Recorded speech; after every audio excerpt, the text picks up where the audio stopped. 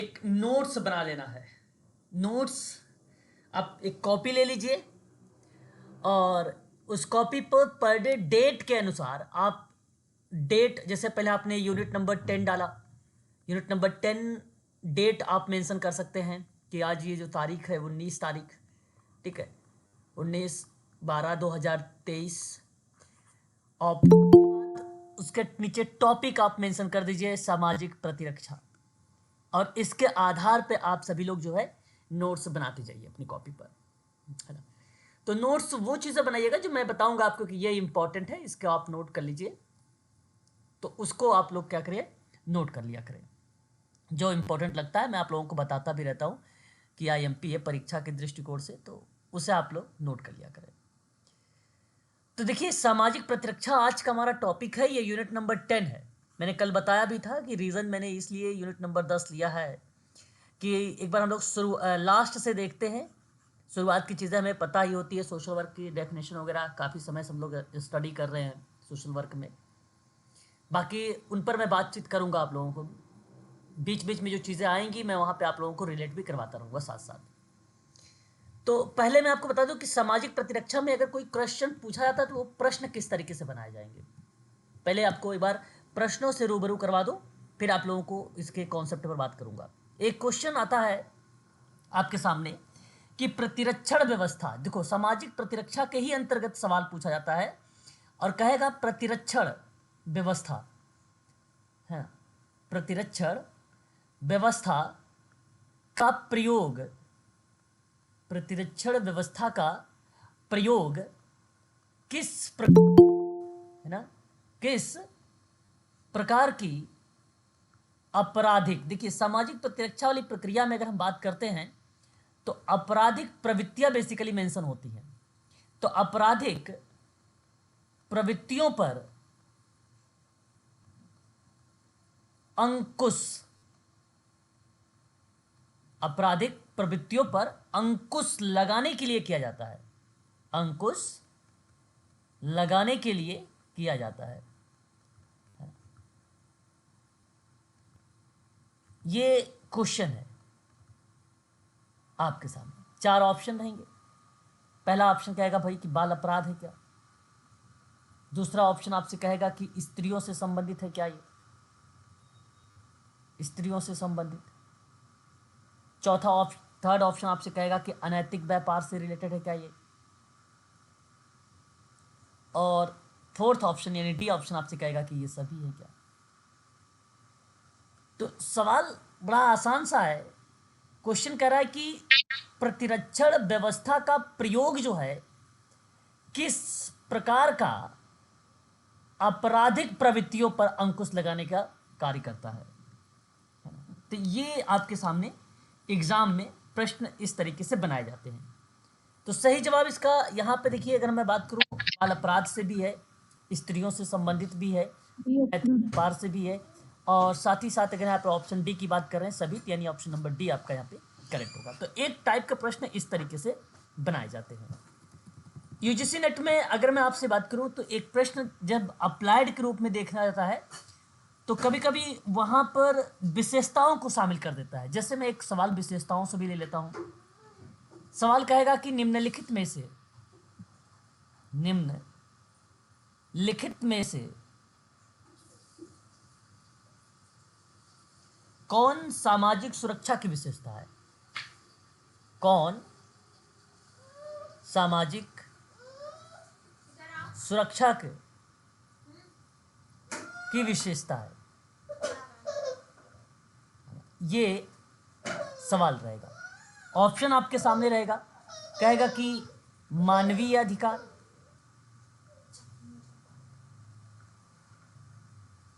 Option B आपसे कहेगा राज्य का उत्तरदायित्व,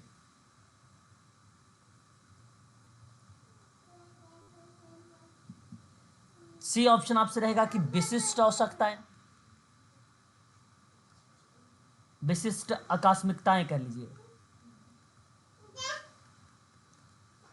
और लास्ट रहेगा सभी। तो विशेषताओं में जब हम जिक्र करते हैं तो यहां पर ये करेक्ट ऑप्शन सारे के सारे करेक्ट हो जाते हैं। यहाँ अगर हम जिक्र करेंगे कि सामाजिक सुरक्षा की विशेषता बेसिकली क्या है, मानवीय अधिकार पर भी बात करेगा, राज्य का उत्तरदायित्व पर भी बात करता है, विशिष्ट आकस्मिकताओं पर भी बात करता है, और ये सभी आपका ऑप्शन करेक्ट हो जाता है। एक प्रश्न इस तरीके से आएंगे, एक प्रश्न आपको कोट के रूप में आता है। आजकल आप लोग जो इस बार आपने क्वेश्चन भी किया है, ज़्यादातर जो क्वेश्चंस पूछे गए वो आधारित रहे कूट पर। अगर कूट पे प्रश्न पूछा जाएगा तो किस तरीके से प्रश्न पूछा जाएगा, निम्न कथनों पर विचार करें, ऐसे कहेगा निम्न कथनों पर विचार करें। अभी मैं इन सब पर बातचीत करूंगा आप लोगों से, केवल प्रश्न आपको बता रहा हूं कि ऐसे प्रश्न आते हैं, विचार करें। आपके यहां पॉइंट्स में लिखा रहेगा। पहला पॉइंट नंबर 1 आपको कहेगा कि सामाजिक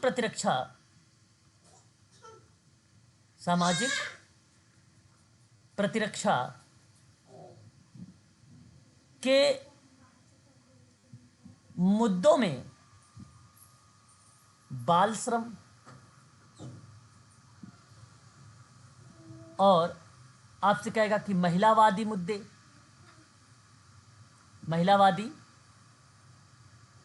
मुद्दे, वृद्धजनों के मुद्दे, है ना। देखिए यहां पर मैंने जो एरियाज है उनको कवर कर रहा हूं, आदि को शामिल किया गया है क्या, शामिल होते हैं, ये आपका पहला पॉइंट। पॉइंट नंबर 2 आपसे इसी के अंतर्गत, जैसे इसी का पार्ट है प्रोबेशन और पैरोल भी, तो आप इसमें डाल भी सकते हो। जैसे मैंने कहा कि प्रोबेशन एक लैटिन भाषा का शब्द है जिसका अभिप्राय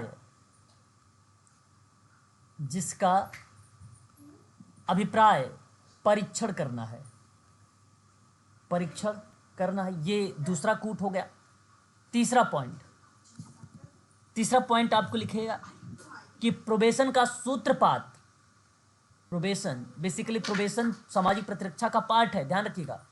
प्रोबेशन का सूत्रपात 1942 में वॉटसन तथा ऑगस्टस ने किया था। ये थर्ड पॉइंट था।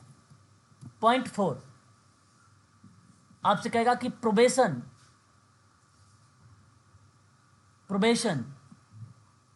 में अच्छे आचरण के आधार पर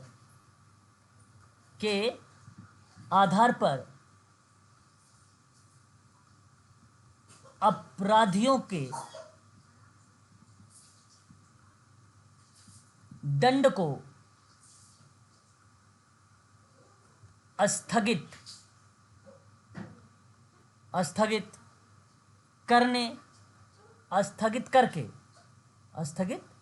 करके सुधरने का अवसर दिया जाता है। सुधरने का अवसर दिया जाता है। यह आपके पॉइंट, 4 पॉइंट। अब नीचे कूट रहेंगे आपके सामने। कूट ऑप्शन ए कहेगा 1 और 2, ऑप्शन बी आपसे कहेगा कि 2 और 3, ऑप्शन सी 1, 2, 4, ऑप्शन डी ये सभी। तो अगर मैं इस प्रश्न के आधार पर आप लोगों से बात करूं कि निम्न कथनों पर अगर मैं विचार करूं आप लोगों से, तो बताइए क्या यहाँ पे कौन कौन से पॉइंट आपको सत्य लग रहे हैं और कौन से असत्य लग रहे हैं। विचार करें प्लीज, एक बार बताएं। सर पहला पॉइंट सत्य है सर। अच्छा, पहला पॉइंट, यानी आप सभी लोग इस बात से सहमत है कि पहला पॉइंट करेक्ट है। सर 4 भी 4। देखिए यहां अगर मैं बात करता हूं 4 यानी सभी, देखिए सामाजिक प्रतिरक्षा के मुद्दों में बाल श्रम, महिलावादी मुद्दे और वृद्धजनों के मुद्दे जो है शामिल है। ये बात सभी लोगों को साफ शब्दों में स्पष्ट भी है और आप लोग जानते भी हैं कि इसका ये स्टेटमेंट जो पहला जा रहा है वो आपका करेक्ट माना जाएगा और ये शामिल है। तो आप ऑप्शन में यहाँ पे देख सकते हैं कि ऑप्शन में यहाँ पहला या तो ए होगा या तो सी होगा या तो डी होगा, यानी बी ऑप्शन आपका कट गया है। यहाँ पर ध्यान दीजिएगा। पॉइंट नंबर दूसरे की बात करते हैं। प्रोबेशन एक लैटिन भाषा का शब्द है, बात सत्य है, और इसका जो मतलब होता है वो परीक्षण करना होता है, यानी ये भी स्टेटमेंट करेक्ट है, यानी ये बात सत्य है, यानी पहला और दूसरा अब आपका करेक्ट हो चुका है। तीसरे की बात कर लेते हैं। प्रोबेशन का सूत्रपात 1942 में वॉटसन तथा अगस्टन ने दिया था। क्या इस बात से आप सभी लोग सहमत हैं? प्लीज एक बार जरूर बताइएगा। नहीं। प्रोबेशन का सूत्रपात 1942 में वॉटसन और ऑगस्टन ने किया था, और ये बात गलत लिखा गया है इसमें, ये बात ध्यान रखिएगा। हाँ, ये बात करेक्ट है कि अगर मैं आपसे बात करूं 1942 में समूह के माध्यम से जर्मनी में जो है, समूह के माध्यम से किया गया था, जर्मनी में किया गया था। प्रोबेशन शब्द की सबसे पहले अगर अवधारणा को लेकर जब जिक्र किया तो 1942 में करेक्ट बात है, लेकिन वॉटसन का नाम और ऑगस्टन्स का नाम यहाँ पे करेक्ट नहीं माना जाएगा इस प्रक्रिया में, 1942 वाली प्रक्रिया में। तो ये बात आप लोगों का यहाँ पे जो स्टेटमेंट थर्ड वाला था ये गलत हो गया। लेकिन प्रोबेशन के बारे में अगर आपसे प्रश्न पूछा जाएगा तो मैं आप लोगों से कहूँगा कि इससे आप करेक्ट करिएगा कि 1942 में इसका जो सूत्रपात किया गया था, 1942 में इसका सूत्रपात यानी एक प्रकार से अवधारणा या कॉन्सेप्ट के बारे में जिक्र किया गया था, और वो प्रक्रिया जॉन बी वॉटसन ने शास्त्रीय, क्लासिकल, शास्त्रीय का मतलब होता है क्लासिकल, ठीक है, क्लासिकल व्यवहारवाद की प्रक्रिया में वॉटसन का नाम आता है वहां पर, ठीक है। तो व्यवहारवाद की प्रक्रिया होती तो मैं यहाँ पे करेक्ट कर देता वॉटसन का नाम, लेकिन प्रोबेशन तो बात करेक्ट है यहाँ पे 1942 में, है ना। तो ये चीज़ें यहाँ पर आपका ये गलत हो गया, यानी थर्ड वाला पॉइंट आपका गलत। प्रोबेशन बेसिकली क्या है? प्रोबेशन में अच्छे आचरण के आधार पर अपराधियों के दंड को स्थगित करके सुधरने का अवसर देता है। तो मैं कहूँगा कि ये आपका फोर्थ वाला भी करेक्ट है, यानी आप ये कह सकते हो ना कि पहला पॉइंट करेक्ट गया है, दूसरा पॉइंट करेक्ट गया है और आपका चौथा पॉइंट करेक्ट गया है। तो ऑप्शन आप यहाँ पे लगा सकते हैं, ऑप्शन सी। तो देखिए कुछ हमें जो है ऐसे प्रश्न जो एग्जाम में आप लोगों ने इस बार दे के आए हैं परीक्षा, और आपको पता होगा अच्छे से कि इसी तरीके से कुछ प्रश्न आए हुए थे, करेक्ट बात ना, इसी तरीके का आए थे प्रश्न। सर एक सवाल पूछना है इसमें। सर क्वेश्चन आया था कि प्रोबेशन के जनक कौन है? ओके, आया था। सवाल जी सर। के जनक, जी सर, हमें ऑप्शन ऐसे नाम थे उसमें जो हमने ऐसे लग रहा था कि हम जानते नहीं उन नाम को। देखो नहीं, प्रोबेशन के जनक तो यही है, ऑगस्टस, है ना। अगर हम जॉन ऑगस्टस की बात करते हैं, अमेरिकी एक विद्वान है ये।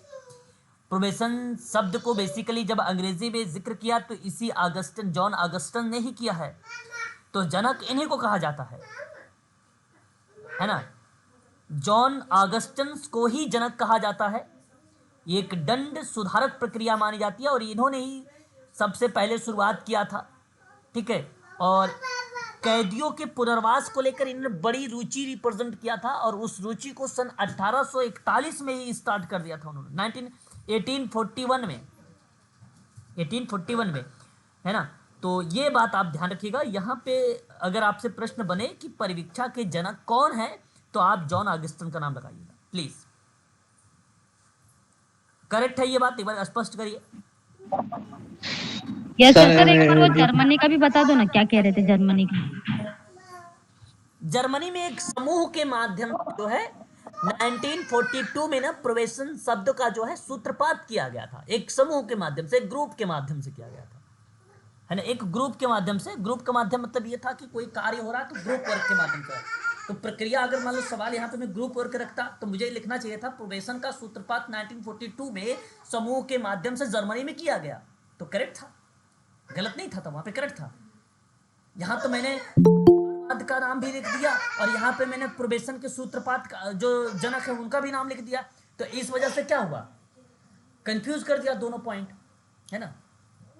तो रीजन सही था वहां पे। जर्मनी में अगर पूछेगा तो 1942 वाली प्रक्रिया करेक्ट रहेगी। अगस्टन का नाम पूछा जाएगा तो यहाँ पे जनक के रूप में अगर एक बच्चे ने पूछा भाई, तो वो भी आप लगा सकते हो कि जनक के रूप में आते हैं, और ये बात करेक्ट है, जनक इन्हीं को कहा जाता है। पहला औपचारिक परिवीक्षा के बारे में अगर किसी ने जिक्र किया है तो नाम जॉन ऑगस्टन का ही आता है, जॉन ऑगस्टन का नाम आता है। अमेरिका में औपचारिक परिवीक्षा प्रणाली होने से पहले जॉन ऑगस्टन की प्रक्रिया हमें देखने को मिली है, और पहला औपचारिक परिवीक्षा अधिकारी बोस्टन की अदालतों से जुड़ा हुआ था। कहाँ से जुड़ा हुआ था? बोस्टन की अदालतों से जुड़ा हुआ था, और ये पहला जो था वो 1871 का था। ऑगस्टन की प्रक्रिया जो आती है वो 18 से आती है, 18 वर्ष वाले में। पुनर्वास के एक सुधारात्मक दर्शन पर ये बेसिकली क्या है, आधारित है, उसी पर बेस्ड है ये, ठीक है। तो ईयर क्या बताया था? ईयर क्या बताया था? Augustan sir. हाँ, ईयर बता दो। ईयर क्या, कौन सा ईयर पूछ रहे हैं आप सर, कौन सा ईयर? जॉन अगस्टस के सर ईयर क्या बताएं आप सर? हाँ, 1871। 1871। हाँ, 1871 नोट कर दो क्या मैं स्क्रीन पर? यस सर, के बारे यस। में प्रोविजन हाँ के सर, बारे नोट में कर बताया था सर। बिल्कुल बिल्कुल बिल्कुल, मैं नोट कर रहा हूँ, एक बार आप प्लीज नोट कर ज्वाइन लीजिए। नहीं हो पा 1871 में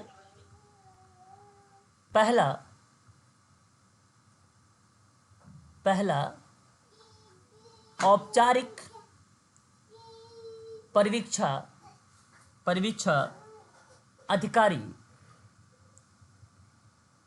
अधिकारी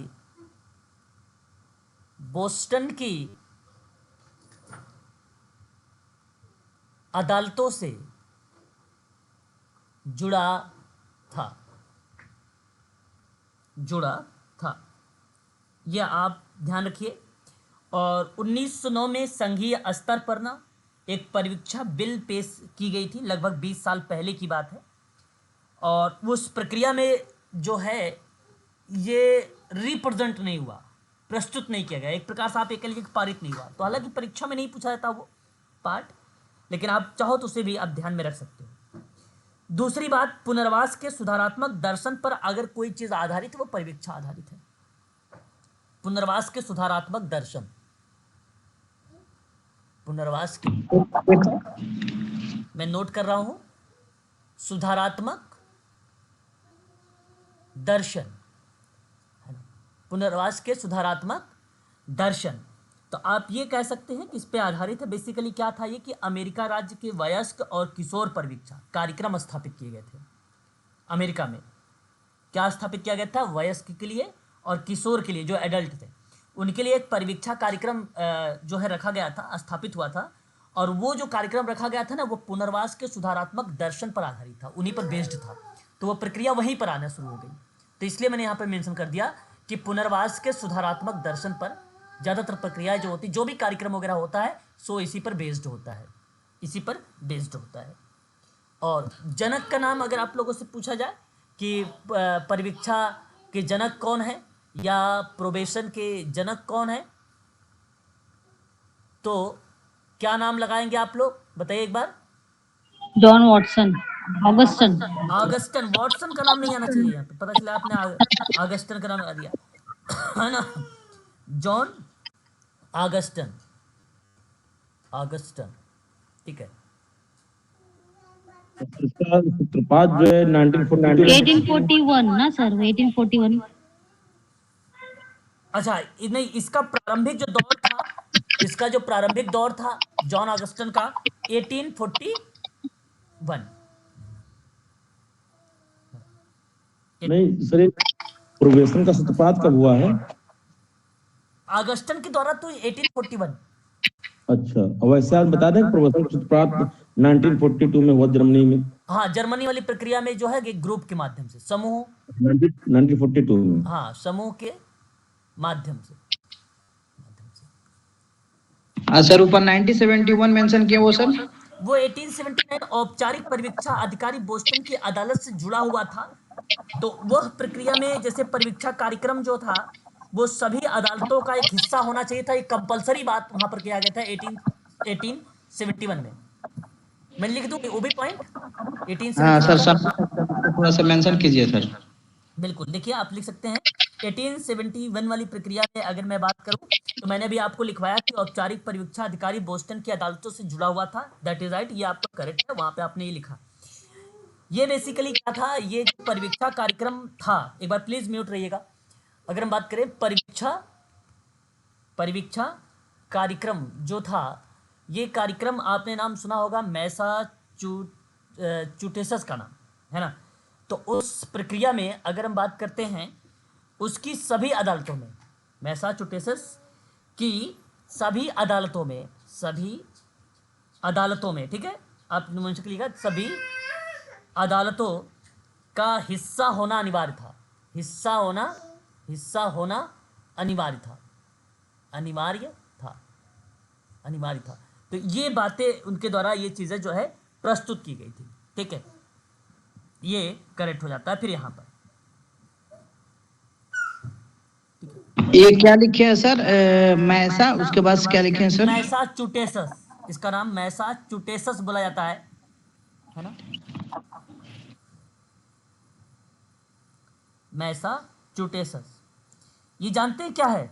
एक परिवीक्षा कार्यक्रम है जो इसको रिलेट कराता है।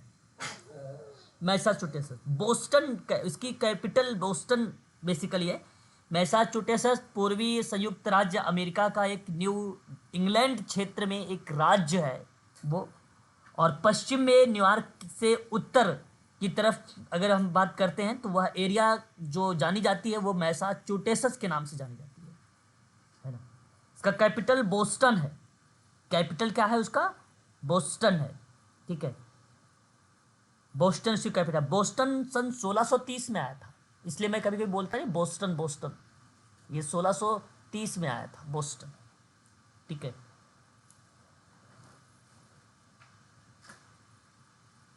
क्लियर है? यहाँ पे बहुत सारी वगैरह रहती हैं, है ना। मैसाचुसेट्स। चलिए आगे चले। सर सर जॉन अगस्टन के अकॉर्डिंग सर आपने एक वर्ड इस्तेमाल किया था कैदियों को सर, वो थोड़ा सा बता दीजिए सर। हाँ, जैसे बेसिकली पुनर्वास के लिए उन्होंने एक प्रक्रिया में बात किया था। तो पुनर्वास के संबंध में जो चीज़ें जोड़ने के संबंध में था, जैसे मैंने यहाँ पे मेंशन किया, आपको दिखा भी देता हूँ। मैंने कहा कि पुनर्वास के संबंध में एक सुधारात्मकता के दर्शन, यानी कहने का भाव ये था कि कोई भी प्रक्रिया अगर होगी, है ना, परिवीक्षा में, तो वो परिवीक्षा पुनर्वास से आधारित होगी। और पुनर्वास का मतलब ये था कि एक प्रकार से रिहेबिलिटेट करना, सुधारना, है ना। पुनर्वास, जेल की तुलना में पुनर्वास बेहतर होता है, इनका मानना ये था। तो इन्होंने कहा कि अगर पुनर्वास कर दिया जाए तो बहुत अच्छी बात है ना, बड़ी अच्छी बात है। तो वहाँ पर इन्होंने कहा कि व्यक्तियों को रोजगार ढूंढने, शिक्षा प्राप्त करने में मदद करना, उनकी प्रगति के बारे में अदालत को बताना, जिसके कारण उन्हें प्रोबेशन के रूप में भी जाना जाए। तो प्रोबेशन वाली प्रक्रिया ही पुनर्वास की सुधारात्मकता के क्षेत्र में जानी गई थी, है ना। तो ये तो औपचारिक परिवीक्षा प्रणाली की जो है बेसिकली पार्ट था जो पुनर्वास के सुधारात्मक दर्शन पर आधारित था। कारण ये था कि वो एक कार्यक्रम था, उन्हीं कार्यक्रम पर ही बेस्ड था। ये कार्यक्रम था, कार्यक्रम पर ही बेस्ड था, ठीक है। नहीं समझे? क्लियर है सर, क्लियर है सर, आप क्लियर है। तो ये आपको ध्यान रखिएगा। यहाँ पर अगर आपसे पूछा जाए ये क्या चीज है, तो पुनर्वास के सुधारात्मक दर्शन पर आधारित क्या चीजें थी, तो परिवीक्षा एक हुआ था ना, वयस्क और किशोरों का परिवीक्षा कार्यक्रम हुआ था, और वो 1956 में हुआ था, और उसी कार्यक्रम पर यह आधारित था, पुनर्वास के सुधारात्मक दर्शन। बस याद रखिए। और कहाँ पे हुआ था? अमेरिका में हुआ था 1956 में। कहो तो नोट कर दो, या तो समझ गए तो अच्छी बात है। सर इससे पहले आप मेंशन किए सर पुनर्वास के सुधारात्मक दर्शन अमेरिका, उसका ईयर सर 1956 होगा क्या? करेक्ट जवाब, बिल्कुल करेक्ट। और वो बताइए आपने जरा वहाँ- कौन सा कार्यक्रम था 1956 में? बहुत बढ़िया बताया आपने। उसमें बता सकते हो कार्यक्रम कौन था वो? अमेरिका परीक्षा का? कार्यक्रम। नहीं नहीं नहीं नहीं, वयस्क और किशोर। हाँ, वयस्क और किशोर परिवीक्षा कार्यक्रम था। बहुत बढ़िया। परिवीक्षा कार्यक्रम था।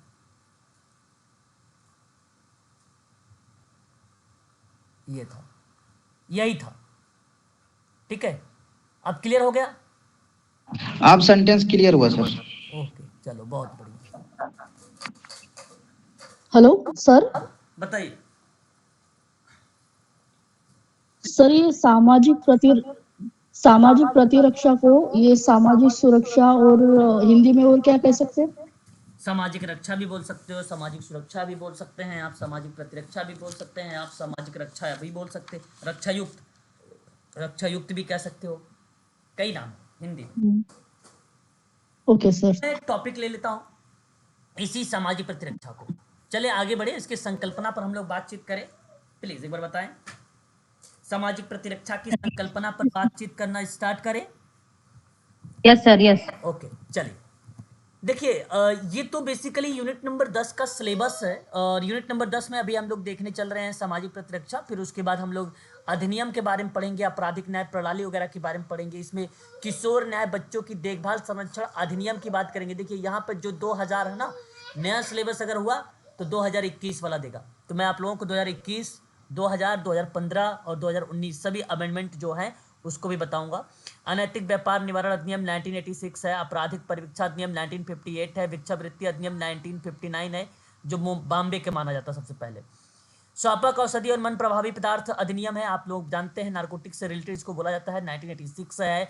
कारागार अधिनियम है, आपराधिक न्याय प्रणाली व्यवस्था। अच्छा, आप आपराधिक न्याय व्यवस्था, ये बड़ा इंपॉर्टेंट नाम है। आप लोगों ने, मुझे उम्मीद है कि आप लोग जानते भी होंगे, इस नाम से रूबरू भी होंगे। बता सकते हैं इस जब अपराध में अगर प्रश्न आता है कि अपराध, जैसे हम लोगों ने पढ़ भी रहे हैं उस वाले टॉपिक में, अगर मैं बात करूं आप लोगों से क्रिमिनोलॉजी में, तो वो विद्वान कौन सा था जिसने क्रिमिनोलॉजी सबसे पहले शब्द को डिनोट किया, अपराध को सबसे पहले बताया?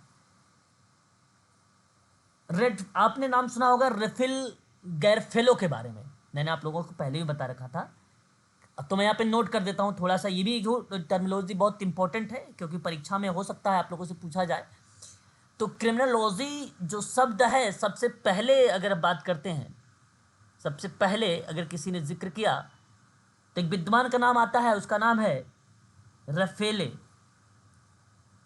और गारोफेलो, और सन 1885 में इसने जिक्र किया था। तो क्रिमिनोलॉजी में, तो आपराधिक न्याय व्यवस्था में मैं थोड़ा सा अपराध के बारे में बताऊंगा, फिर आप लोगों को आगे की व्यवस्था पर जिक्र करूंगा। ठीक है, तो ये पॉइंट आपका आ जाएगा। और उसके बाद पढ़ेंगे हम लोग परिवार के साथ समाज कार्य में, फिर विकासात्मक अवस्था, परिवार जो है अभिरचना, परिवार गतिकी, परिवार की कार्य पद्धति, सैद्धांतिक। सर नाम रिपीट कीजिएगा सर, एक बार क्या बोले, नाम रिपीट कीजिएगा सर।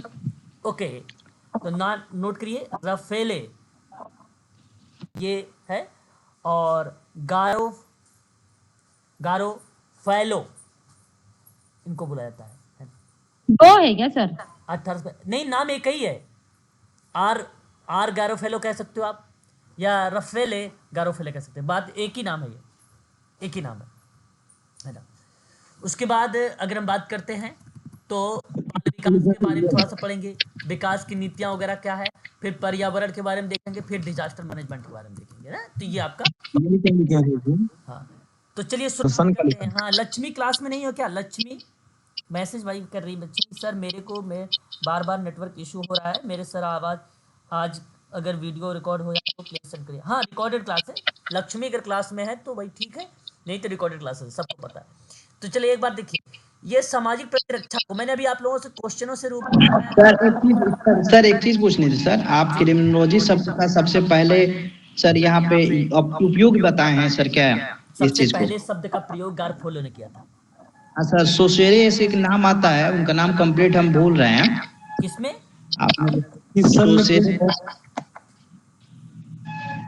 सोसेरे करके क्रिमिनोलॉजी में सर, हाँ, उसका नाम कंप्लीट हम भूल रहे हैं कि सर वो क्रिमिनोलॉजी में आप उसका सबसे पहले वो क्या किए थे सर, क्रिमिनोलॉजी शब्द का उपयोग किए थे? लैम्ब्रोसो का नाम बता रहे हो? हाँ, लैम्ब्रोसो, जी जी जी जी, तो लैम्ब्रोसो जनक है सर, उसके वो जनक है। वो अच्छा माने जाते हैं अपराध के, अपराध शास्त्र के जनक हैं वो, है ना। तो अपराध एग्जाम में सर शास्त्र के, जी, अपराध शास्त्र के जनक अगर पेपर में आ जाए गारफोलो के वेर में, तो गारफोलो भी जनक है उसका, है ना, वो भी जनक है। दोनों जो है सहयोगी हैं एक प्रकार से, समझ लो मिलजुल के काम करते हैं। लेकिन अगर आपसे कहो कि सबसे पहले प्रयोग किया लैम्ब्रोसो, तो लैम्ब्रोसो ने नहीं, गारफोलो ने किया था प्रयोग, सबसे पहले उसने किया था। ठीक है, ठीक है समझ सर। में आया सर? बताइए। Okay sir. हाँ, चलिए। ओके तो सर। ओके अब सर। हाँ, देखिए यहाँ पे हम बात करने चल रहे हैं सामाजिक प्रतिरक्षा की संकल्पना, फिर उसके बाद दर्शन वगैरह पर जिक्र करेंगे, इसी में पाठ हमें देखने को मिलेगा। तो देखिए, एक पहले तो हम लोग किताबों के बारे में थोड़ा सा देख ले। कभी कभी किताबों से भी हमारी परीक्षाओं में पूछा जाता है। सामाजिक सुरक्षा एक किताब है। इस किताब को जो है एंसेल मार्क ने दिया था सन 1965 में, है ना, 1965 में, सामाजिक सुरक्षा। और इस किताब का पूरा जो नाम है वो आपराधिक समस्याओं पर एक आधुनिक दृष्टिकोण है, इस किताब का पूरा नाम है। ठीक है, तो अगर मैं आपसे बात करूं सामाजिक प्रतिरक्षा के संबंध में, एंसेल जो है एसएल मार्क्स का नाम फिर हमारे लिए इंपॉर्टेंट बन जाता है। ठीक है, तो इसलिए आप इसको भी ध्यान रखिएगा।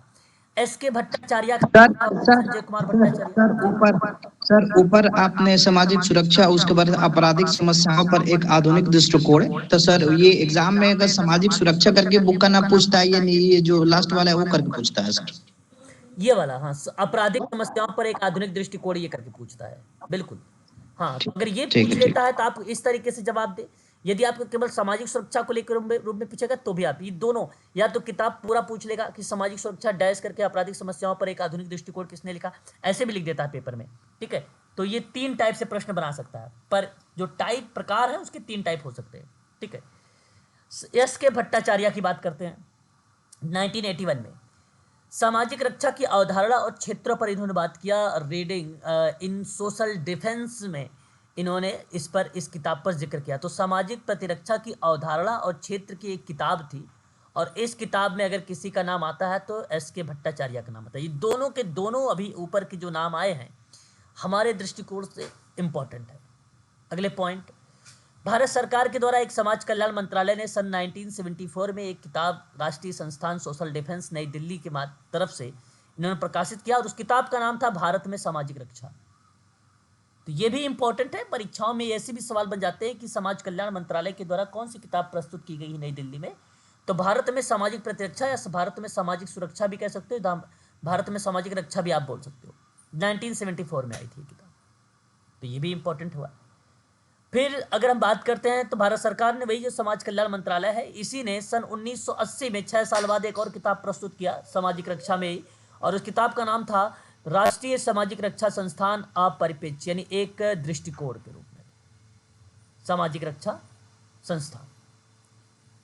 एसपी श्रीवास्तव की बात करते हैं तो इन्होंने सन अप्रैल 2000 में एक किताब सोशल डिफेंस पे लिखा, और explaining the concept of social defence, ये भी किताब हमारे लिए इंपॉर्टेंट है। यानी इस स्लाइड में मेन अगर कोई इंपॉर्टेंट है तो एक है एस के भट्टाचार्य, दूसरा एसपी श्रीनिवासन, बाकी तो इसके सब नीचे नीचे, बाकी जितने भी आते हैं। ठीक, तो ये भी किताब से भी सवाल आता है सोशल डिफेंस से, है ना। तो मैं आप लोगों को यहाँ पे ये चीज़ें बताते चल रहा हूँ, इसलिए इसको भी ध्यान में रखते चलिएगा। साथ ही साथ आगे और भी बात करेंगे, और भी किताबों के नाम देखते हैं जो इंपॉर्टेंट रहेंगे। बात करते हैं एंडरसन जेपी के बारे में, सोशल वर्क पेज आ प्रोफेशन, ये इंपॉर्टेंट नहीं है, छोड़ दीजिए इसको। अगर हम बात करते हैं यहाँ पे एलन सीके के बारे में, जो है ये भी इंपॉर्टेंट नहीं है, छोड़ दीजिए। बेवरिज, ये very very most important, IMP इसको करिएगा, आईएमपी करिएगा। सर विलियम बेवरिज ने सन 1941 में social insurance and allied services करके एक किताब लिखा, और ये बेसिकली रिपोर्ट पर बेस्ड थी, है ना। तो ये चीज़ आप ध्यान रखिए, और ये रिपोर्ट जो आई थी 1942 वाली प्रक्रिया थी, उसी पर ये किताब आई थी 1941 में बेवरिज रिपोर्ट के द्वारा। तो ये बड़ी इंपॉर्टेंट किताब है, इसको आप लोग ध्यान रखिएगा। बात करते हैं बोयम जो है WH के बारे में, objective of social work curriculum of the futures, council on social work education. Council on social work education की बात अगर हम बात करते हैं तो यह प्रक्रिया कब मानी जाती है? देखिए बहुत इंपॉर्टेंट पर्सन यहाँ पे ये भी है, परीक्षा में इससे भी सवाल बन सकते हैं, है ना। अभी किताब पर बात कर रहे हैं, आगे हम बात करेंगे और चीज़। जरा मुझे बताइए यहाँ पर आप लोग कि council on social work education आपने नाम सुना होगा भली भांति तरीके से। ये प्रक्रिया council of social work education की जब बात आती है तो 1942 आपके दिमाग में आता है, सॉरी 1952। क्या ये बात सही है? क्या इस बात से आप सभी लोग सहमत हैं? प्लीज एक बार बताइए। आवाज वगैरह नहीं सर तो भी बताइएगा। जी जी सर, आवाज आ रही है सर। यहाँ पे सर समझ में नहीं आया सर, 1959 है और इधर 1952 है सर। ओके, मैं बताता हूँ, ध्यान सुनिए। बेसिकली पहले तो ये सुनिए, आपने एक नाम सुना होगा CSWE के बारे में। CSWE को बेसिकली क्या कहा जाता है? Council on social work education कहा जाता है। इसकी अगर मैं बात करूं तो संयुक्त राज्य अमेरिका में समाजकारी शिक्षा का प्रतिनिधित्व करने वाला एक राष्ट्रीय संघ है।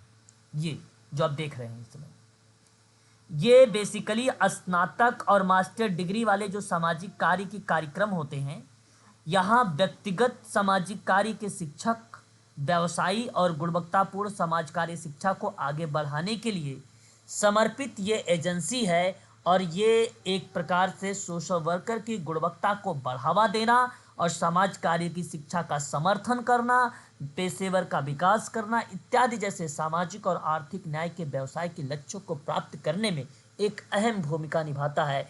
केंद्रीय ठीक है, इसी को बोला जाता है council of social work education, है ना, council of social work education. और ये 1952 की प्रक्रिया में बेसिकली जिक्र किया गया था। 1952 में इसको स्थापित किया गया था। 1952 में इसको स्थापित किया गया और एक गुणवत्ता सामाजिक कार्य शिक्षा का समर्थन करता है, सामाजिक और आर्थिक न्याय के पेशे के लक्ष्यों को प्राप्त करने में केंद्रीय भूमिका निभाता है। ये बात आप ध्यान रखिएगा।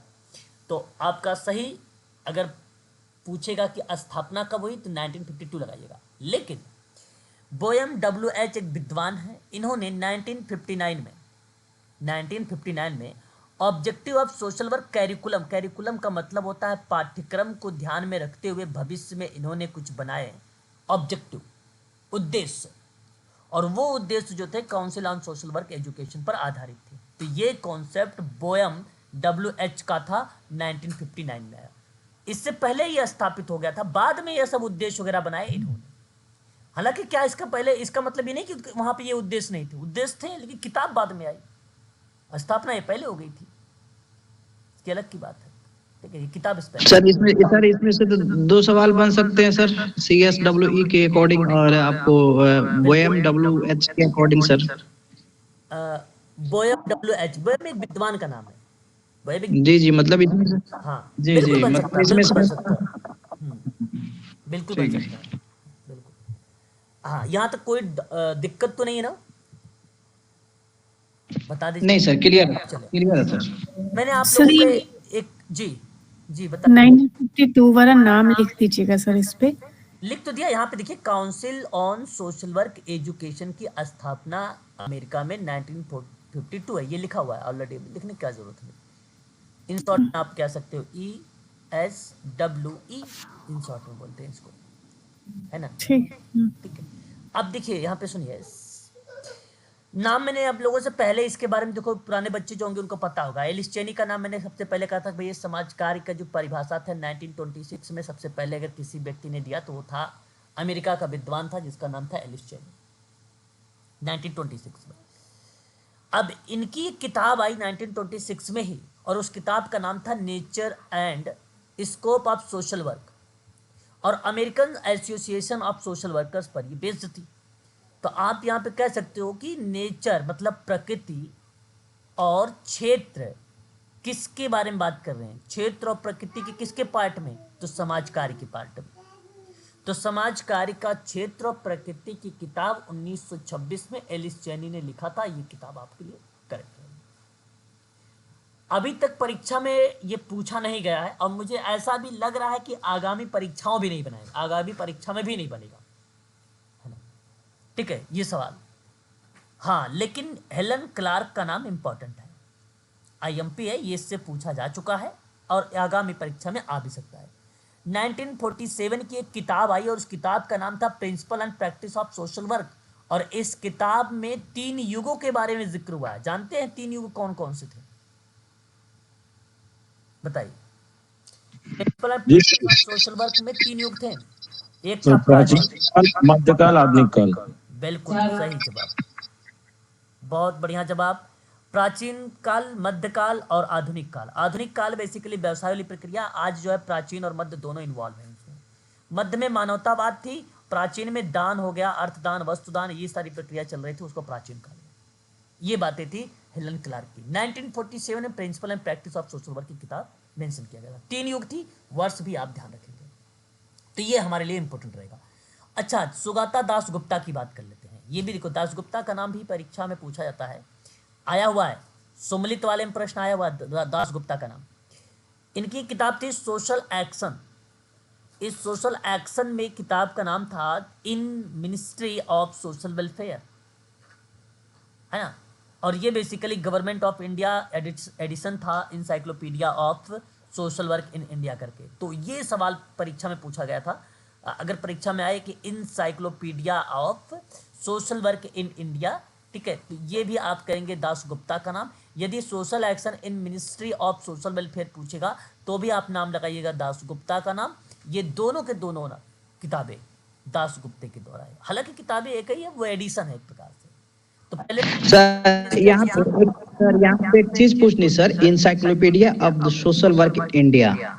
सर मार्च में पूछा हुआ था encyclopedia of the social work किसके द्वारा मतलब पब्लिश किया जाता है, तो उसमें आंसर में था यूजीसी के सर वेलफेयर मिनिस्ट्री। उसका मतलब क्या है सर? देखिए, यहाँ मैं आपको बताऊं, इंसाइक्लोपीडिया ऑफ सोशल वर्क की बात अगर हम करते हैं, है ना, तो इनमें जैसे एडिशन होता है ना, समाज कार्य में अगर हम बात करते हैं तो एडिशन का भूमिका।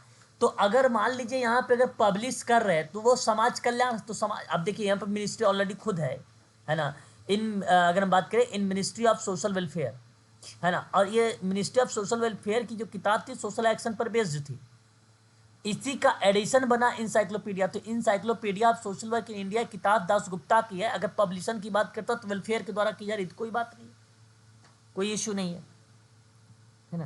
बिल्कुल सर, मतलब कि ये कि सर कि अगर दास गुप्ता ऑप्शन में रहता है तो दास गुप्ता होगा, बट वो नहीं रहता है तो ministry of welfare social welfare सही जाता है सर, बिल्कुल ये ना? बिल्कुल बिल्कुल बिल्कुल बिल्कुल ठीक है, थैंक यू सर। बिल्कुल ठीक है, तो ये आपको यहाँ पे ध्यान रखना होगा, है ना। अच्छा, उस ये तो देखो कुछ किताबें। अच्छा, और भी किताबें हैं, देखिए भाई, यूनिट नंबर 10 में जो इसका ईयर क्या था दास गुप्ता वाली का? अच्छा, यहाँ पे ईयर नहीं मेंशन किया क्या? बस सर नहीं था। Okay okay, encyclopedia of social first edition आया था 1967 में इसका sir. Encyclopedia of social work in India के, जी, ministry of the social welfare के द्वारा दास गुप्ता उसके अध्यक्ष थे, वो आया था 1967 में, फर्स्ट पब्लिश आया था इसका सर। अच्छा, सेकंड आया था 1987 में सर। ओके, एक बार नोट करवा दीजिए सभी बच्चों की, नोट कर लीजिए भाई। फर्स्ट एडिशन कब आया था?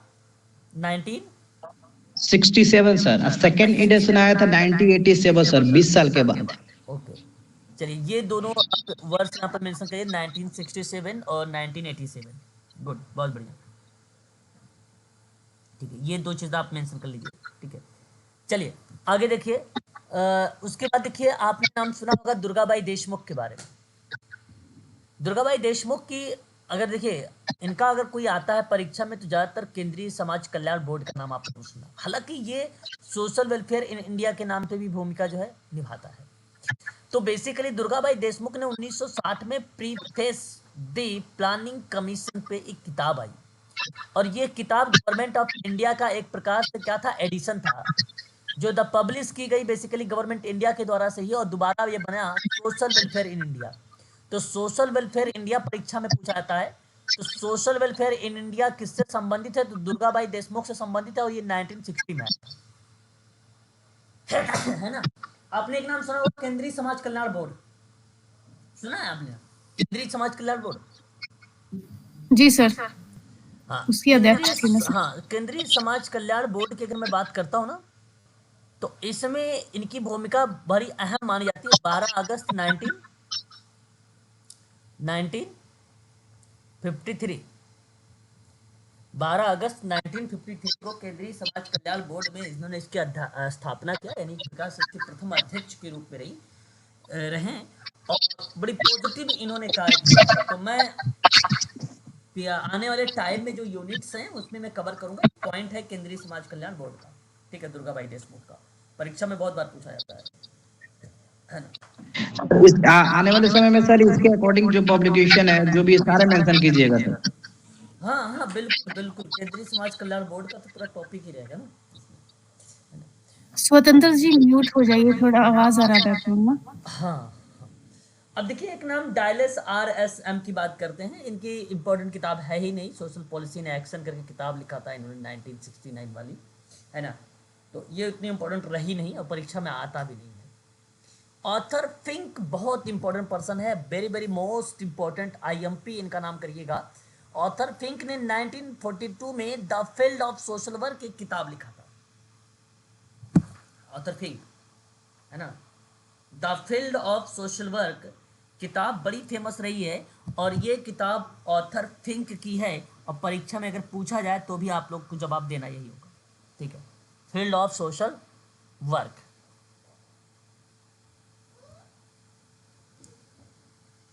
क्लियर है, लिख लिया, the field of social work.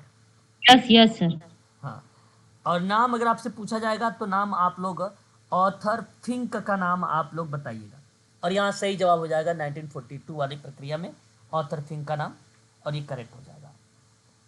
Social work के फादर किसे कहा जाता है, बता सकते हो आप? जेम्स एडम्स का। जेम्स एडम्स को, ओके, बिल्कुल जेम्स एडम को ही नाम जाता है और ये आपका करेक्ट जवाब होगा, है ना। ठीक है, बढ़िया, बहुत बढ़िया, ठीक है, आगे बढ़िए। देखिए अब्राहम फ्लेक्सनर का नाम सुना होगा आप सभी लोगों ने। अब्राहम फ्लेक्सनर सर जेन एडम्स कहाँ के थे सर? कौन? जेन एडम्स कहाँ के थे सर? जेम एडम्स अगर मैं बात करूं आपसे तो जेम एडम्स यूके के थे, यूके। अच्छा ठीक। जेम एडम्स जो हैं यूके के पर्सन हैं। सबसे पहले तो समाज कार्य यूके में ही आया था, है ना। तो इस परिप्रेक्ष्य से अगर मैं बात करूं, बहुत फेमस पर्सन रहे। समाज कार्य को अगर किसी ने बढ़ावा दिया है तो जेम एडम ने ही दिया, इसलिए उनको उसके जनक भी कहा जाता है, पिता भी कहा जाता है, मदर भी कहा जाता है उन्हीं को। फीमेल हैं वो जेम एडम, है ना। तो पिता मदर दोनों आ जाता है परीक्षा में, तो दोनों के नाम से वो जानी जाती है, ठीक है। अब्राहम फ्लेक्सनर की बात करते हैं तो आपने नाम सुना होगा। 1915 में एक डान और बल्टीमोर की सभा हुई थी और उस सभा में क्या हुआ था, स्थितियों का मूल्यांकन हुआ था। स्थिति का क्या हुआ था, मूल्यांकन हुआ था। और उस समय सन 1915 में एक भाषण दिया और उस समय कहा कि भाई इज सोशल वर्क का profession and study in social work. हालांकि अगर बात करें क्या समाज कार्य एक व्यवसाय है, इस पर इन्होंने अध्ययन किया था, इस पर भाषण दिया और भाषण देने के बजाय इन्होंने उस पर उस स्थितियों को मूल्यांकन किया कि समाज कार्य अब क्या सक्षम हो चुका है, उसमें सही तरीके से प्रणालियाँ, स्किल, कौशल, टेक्निक वगैरह फॉलो हो रही हैं। तो इन पर इन्होंने जिक्र किया था। अब्राहम फ्लेक्सनर बड़ा इंपॉर्टेंट पर्सन है, परीक्षा में इनसे सवाल आए भी है, ठीक है। और यही आता है एज सोशल वर्क का प्रोफेशन, ये बड़ा फेमस रहा है। और डान और बल्टीमोर की सभा थी वो, ये भी याद रखिए। किस चीज़ पर भाषण था, स्थितियों का मूल्यांकन था, पोजीशंस का मूल्यांकन कर रहा था कि एज सोशल वर्क का प्रोफेशन 1915 में आया था। आपने नाम सुना होगा वाल्टर एंड्रियास फ्रीडलैंडर के बारे में, बड़ा फेमस नाम इसका है भाई। 1963 में इंट्रोडक्शन टू सोशल वेलफेयर करके एक किताब इन्होंने लिखा, परीक्षा में ये भी आ चुका है। और समाज कार्य के बारे में अगर मैं आपसे बात करूं तो जो आप लोग पढ़ते हैं कि समाज कार्य एक प्राथमिक प्रणाली है और एक द्वितीयक प्रणाली है, इस परिप्रेक्ष्य में जो नाम जाता है प्राथमिक और सहायक प्रणाली का, तो ये वाल्टर एंड्रियास फ्रीडलैंडर का ही नाम जाता है। समाज कार्य, इन्होंने ये भी कहा कि समाज कार्य एक कला और एक विज्ञान है। बड़ा ये फेमस पर्सन है वाल्टर एंड्रियास फ्रीडलैंडर। सर बुक का नाम प्रणाली के अंतर्गत अगर हम बात करें तो एक केस वर्क आता है, एक ग्रुप वर्क आता है और एक कम्युनिटी वर्क आता है। वहीं सहायक प्रणाली के अंतर्गत अगर हम बात करते हैं तो सोशल वेलफेयर एडमिनिस्ट्रेशन आता है, सोशल रिसर्च आता है, सोशल एक्शन आता है, ये आता है ना। तो ये चीज़ ध्यान रखिएगा। यहाँ तक कि ये जो केस वर्क है, केस वर्क में अगर मैं आपसे बात करूं कि किस व्यक्ति ने बताया कि जो व्यक्तिगत समाज कार्य है वो प्रत्यक्ष और अप्रत्यक्ष के रूप में किया जाता है, प्रत्यक्ष और अप्रत्यक्ष की अवधारणा किया जाता है। Florence Hollis. हाँ, फ्लोरेंस होलिस का नाम आता है वहाँ पे। फिर फ्लोरेंस होलिस ने बताया वो चीज़ें। और वाल्टर एंड्रियास ने ये जो प्रत्यक्ष अप्रत्यक्ष है, प्रत्यक्ष प्रणाली इन्होंने बेसिकली रखा प्राथमिक को और द्वितीयक को रखा अप्रत्यक्ष प्रणाली। तो ये वाल्टर एंड्रियास ने कहा था। यहाँ पे केस वर्क, तो केस समाज कार्य बेसिकली क्या है, समाज कार्य में कितनी प्रणालियाँ हैं, मुख्य रूप से 2 हैं। अब उसके अंतर्गत जो है सिस्टम बनाए गए 2, एक प्राथमिक है, एक सहायक है, प्राइमरी एक सेकेंडरी। तो प्राइमरी के अंतर्गत 3 आते हैं, सेकेंडरी के अंतर्गत 3 होते हैं। तो कुल टोटल कितने हो गए, टोटल हो गए 6 प्रणालियाँ, 6 सिस्टम हो गए, है ना। तो 6 पद्धति हो गई। तो ये अगर कोई जिक्र करता है तो वाल्टर एंड्रियास फ्रीडलैंडर करता है। अगर आपको समाज कार्य में ये 6 प्रणालियाँ पता है तो आप समझो 80% सक्षम है कार्य करने में। सर ये जो इंट्रोडक्शन टू सोशल वेलफेयर है इसका ईयर 1980 है ना? 90 देखो मैं आपको बताऊँ ये एडिशन के पार्ट हैं जो 80 यहाँ मैंने देखो अगर एडिशन कोई है तो यहाँ पे लिखा हुआ है, एडिशन नहीं है तो नहीं लिखा हुआ है। वो एडिशन का पार्ट आप 1980 देखते हैं। 1963 में अगर मैं बात करूँ ये सबसे पहली किताब के रूप में है 1963 में। अगर आप पढ़ेंगे दोबारा भी कोई एडिशन तो वो एडिशन के रूप में है 19। आप वहाँ पे देखो जहाँ अगर आपने लिखा होगा, पढ़ा होगा आपने, तो वहाँ जरूर आपने देखा होगा एडिशन मतलब संपादक लिखा होगा। इंट्रोडक्शन टू सोशल वेलफेयर जो बुक है वो बेसिकली अगर आती है तो वो किताब आती है वाल्टर एंड्रियास फ्रीडलैंडर की। किसका नाम आता है बताइए? सर इसका मतलब फर्स्ट एडिशन जो इसका आया है वो 1963 में आया था जी। Okay sir. सर ये द्वितीय में SWA क्या है फुल फॉर्म, ये द्वितीय वाला सारा का? द्वितीय मतलब अच्छा यहाँ नीचे SWA का मतलब सोशल वेलफेयर एडमिनिस्ट्रेशन। ठीक है, ठीक है। और जो Yes, sir. SR का मतलब है सोशल रिसर्च, SA का मतलब है सोशल एक्शन।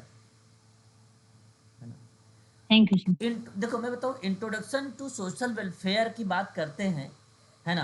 तो देखिए अब आपने क्या वर्ष बता रहे थे मैडम? 1980? 1980 सर। हाँ 1980। देखिए अब आपको बता दूं 74 में ना एक किताब इसकी और थी, वो 4th एडिशन था, अक्टूबर 1974 की बात कर रहा हूँ। और वो जो 4th एडिशन था वाल्टर एंड्रियास फ्रीडलैंडर का, और वो था सोशोलॉजी सीरीज पर, प्रैक्टिस हॉल सोशोलॉजिकल सीरीज पर था, इंट्रोडक्शन टू सोशल वेलफेयर, है ना। लेकिन मैं आपसे कहूँगा कि अगर परीक्षा में एडिशन नहीं लिखा भाई संपादन बताओ ये है कि नहीं, या तो सीधा कहेगा कि भैया बताओ आप introduction to social welfare relate करता है वाल्टर एंड्रियास फ्रीडलैंडर से, बिल्कुल करेक्ट है, ये सत्य है। या तो आपको सीधा बताएगा कि ये किताब कब आई, एडिशन नहीं, संपादन नहीं पूछा जाएगा, 1963 आपसे पूछा जाएगा, ठीक है। या तो अंतिम पूछेगा हाल का बताइए, हाल में कौन सा संशोधन हुआ, है ना, ये ऐसा कर सकता है। तो जो आपने 1980 लिखा वो आपका करेक्ट हो जाएगा क्योंकि 1980 वाला चल भी रहा है, ठीक है। तो ये आपका करेक्ट हो जाएगा 1980 वाला। क्लियर है? ठीक है सर। अब देखिए KV गोविंद 1995 में, ये देखो जो अगर हम बात करते हैं reformative law and social justice in Indian society किताब है, ये पेपर में नहीं पूछा जाएगा, हटा दीजिए।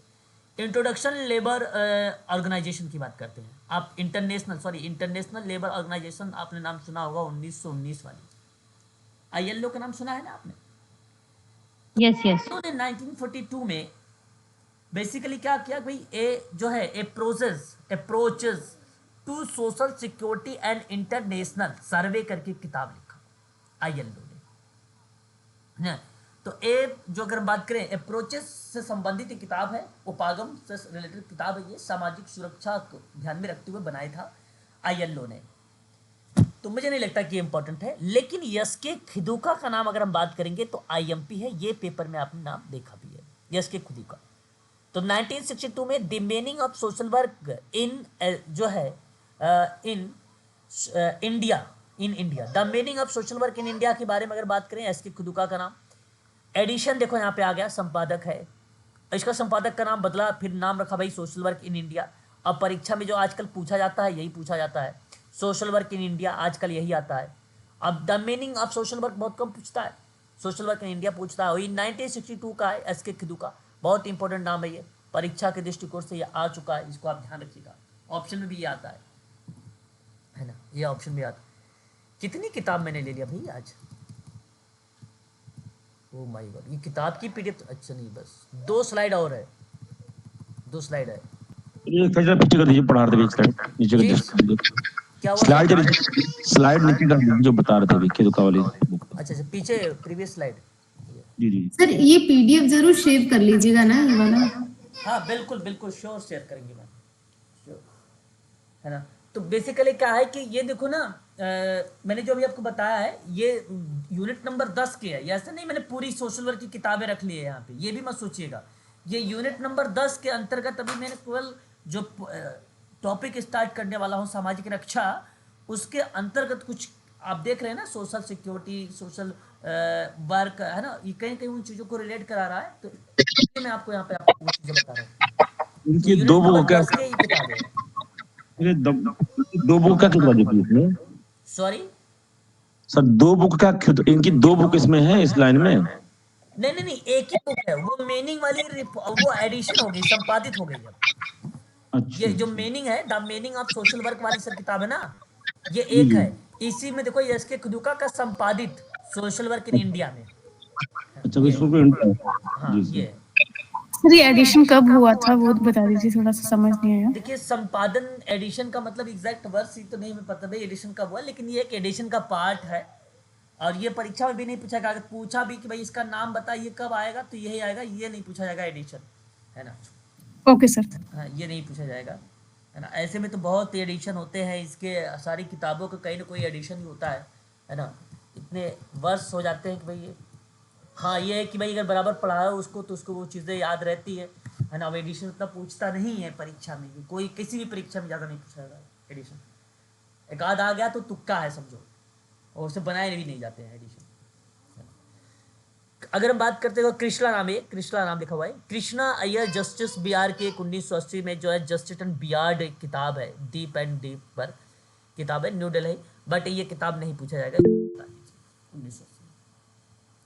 वही ये कृष्णामूर्ति की बात करते हैं, एस के कृष्णामूर्ति, ठीक है। तो इम्पैक्ट ऑफ सोशल लेजिस्लेशन के, देखिए ये बड़ी इंपॉर्टेंट किताब है भाई, हाँ ये पूछा जा सकता है आपको, ये आप ध्यान रखिएगा। Impact of social legislation on the criminal law of India, very very most important है। इनका कृष्णामूर्ति पूरा नाम है, कृष्णामूर्ति, ठीक है, एस कृष्णामूर्ति, ध्यान रखिएगा, ठीक है। तो सन 1982 में ये किताब इंपॉर्टेंट है, क्रिमिनोलॉजी के संबंध में या क्रिमिनल से रिलेटेड है ये, लॉ वगैरह से, तो इसलिए मैं कहूँगा ये इंपॉर्टेंट है। पीडी कुलकर्णी, सामाजिक न्याय में आपने नाम बहुत सुना होगा। पीडी कुलकर्णी जब भी आते हैं ये सामाजिक नीति के एक रूपांतरण में, एक सेवा में बदल देते हैं भैया, सोशल पॉलिसी को एक सेवा में ले आना, एक सेवा के रूप में रूपांतरित करना, इन्हीं की परिभाषा है पीडी कुलकर्णी की सोशल पॉलिसी में। बहुत इंपॉर्टेंट पर्सन है, परीक्षा में आ चुका है। तो PD Kulkarni 1970 social policy and social development की एक किताब लिखा था, और ये किताब बहुत इंपॉर्टेंट रही है, याद रखिएगा पीडी कुलकर्णी का।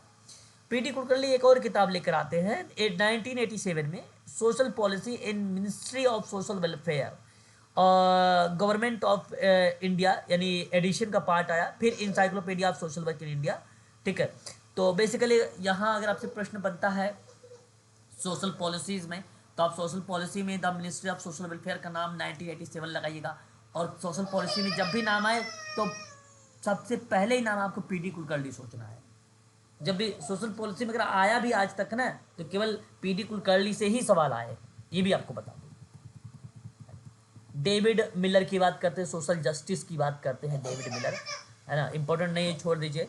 मिनिस्ट्री ऑफ लेबर एम्प्लॉयमेंट जो है एम्प्लॉयमेंट रिहेबिलिटेशन की बात करते हैं, ये 1969 में एक किताब है, government of India report of the जो है national commission of labour in India, ये कॉन्सेप्ट था basically ministry of labour employment and rehabilitation 1969 में। हाँ, ये ध्यान रखिएगा, यहाँ पे कोई ऐसा नहीं कि भाई ये किताब के रूप में ही परीक्षा में पूछा जाए, आपसे ये भी जरूर पूछ सकता है कि भाई आप बताए जरा कि the national commission of labour in India के माध्यम से ministry of labour employment and rehabilitation कब आया। ठीक है, तो ये एक मंत्रालय है जहाँ पे एम्प्लॉय का मतलब क्या होता है, नियोक्ता, है ना, नियोक्ता और पुनर्वास के संबंध में जो है लेबरों के बारे में बात कर रहा होता है। तो उस संबंध में 1969 जरूर लगाइएगा, गवर्नमेंट ऑफ इंडिया के द्वारा है, ये रिपोर्ट है, एक प्रकार से एक रिपोर्ट है। तो 1969 में ministry of labour employment and rehabilitation, rehabilitation का मतलब था पुनर्वास। आपने एक नाम सुना होगा साइमन पेटिट का, सामाजिक कार्यकर्ता, जो आपने नाम शब्द सुनते हो कि भाई ये सामाजिक कार्यकर्ता है, आप सामाजिक कार्यकर्ता, ये साइमन पेटिट ने, एक विद्वान है, उसने दिया था। तो ये साइमन पेटिट नहीं, बट यहाँ पे पेटिट के नाम की वजह से मुझे साइमन पेटिट का नाम याद आ गया। तो पेटिट भी एक विद्वान, इन्होंने 1989 में judging justice and introduction to contemporary politics philosophy पर बात किया था। ये गलत, इसको हटा दीजिए, ये परीक्षा में नहीं आएगा। हाँ, सुरेंद्र आर का नाम सुना होगा, आर सिंह के बारे में, जो बेसिकली सोशल एक्शन में नाम आता है उनका।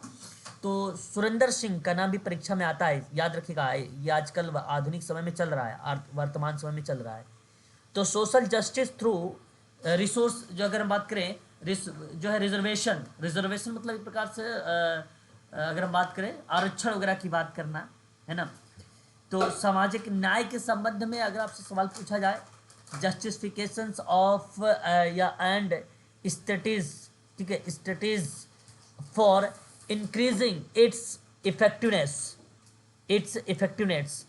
तो मैं आपसे कहूँगा कि ये आप जरूर ध्यान रखिएगा, जस्टिफिकेशन यानी न्याय को संबंध में रखते हुए और उसका स्तरीकरण करते, स्तरीकरण मतलब जो है स्ट्रेटिफाइड करना, उस प्रक्रिया को स्तरीकरण करते फॉर इंक्रीजिंग इट्स इफेक्टिवनेस के रूप में आर सिंह ने एक किताब लिखा है।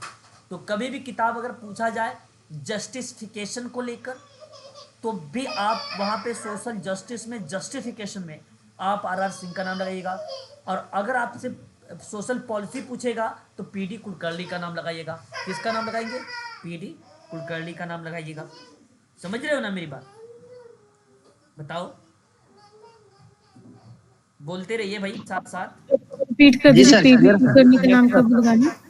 पीडी कुलकर्णी का नाम आता है जब सोशल जस्टिस आता है, सोशल पॉलिसी जब आती है, सोशल पॉलिसी जब आती है ना, जब सोशल पॉलिसी आती है। बताइए। जी सर, जी क्लियर है सर। चलो, और जब सोशल जस्टिस का नाम आएगा तो सुरेंद्र सिंह का नाम आएगा। और ये एक लास्ट स्लाइड है, ये लास्ट स्लाइड देखिए, ये देखो सोशल रिसर्च में नाम आता है basically introduction to social work को लेकर, प्रैक्टिस एंड हॉल को लेकर, जो है स्कैडमोर, रेक्स ए, मिल्टन जी, थेकरे, बहुत सारे नाम ऐसे आ रहे हैं। तो मैं कहूँगा कि ये नाम इम्पोर्टेंट नहीं है, नहीं कि ये परीक्षा में शायद आ भी चुका है ना, इंट्रोडक्शन टू सोशल वेलफेयर। मुझे याद आ रहा है कि शायद ये नाम आ चुका है, थेकरे का नाम आया हुआ है, ये नाम आया, आईएमपी करिए, ये नाम आया हुआ है ना, ये नाम आया हुआ है, आईएमपी है। एक बार आपको बताओ, सम्मिलित करने वाले में आया हुआ है, लास्ट के 2 साल पीछे का क्वेश्चन देखिएगा कोई, उसमें आपको मिल जाएगा ये थेकरे। विलियम फैले का नाम इंट्रोडक्शन टू सोशल वेलफेयर का अगर कोई रिलेट कराता है तो थेकरे का नाम आता है, ये आपका नाम करेक्ट है, ये आया हुआ है। वेलेंस्की हेरोल्ड के बात करते हैं, ये नाम हटा दीजिए, ये इसके संबंधित नहीं है, industrial society and social welfare से रिलेटेड है। वेलेंस्की हेरोल्ड वही है, हटा दीजिए। अगर हम यहाँ पे बात करें जस्त्रो चार्ज introduction to social welfare institutional के बारे में, हटा दीजिए, ये इनका भी नाम इंपॉर्टेंट नहीं है। ठीक है, बस इस स्लाइड में केवल एक ही पॉइंट इंपॉर्टेंट है, ये पहला वाला, है ना। तो आज के बस करिए इतना ही रखिए, काफ़ी इंपॉर्टेंट आपने बातें कही है, और वो चीज़ें थी फैक्ट पर, है ना। और फैक्ट वो था यूनिट नंबर 10 का बुक, है ना, यूनिट नंबर 10 की जो मेन किताबें थी आईएमपी के रूप में, उन किताबों से आप लोगों को रूबरू करवाया हूँ। ये पीडीएफ अभी मैं आपके व्हाट्सएप ग्रुप में शेयर कर देता हूँ, ठीक है? Yes sir, yes. हाँ, ठीक है। है।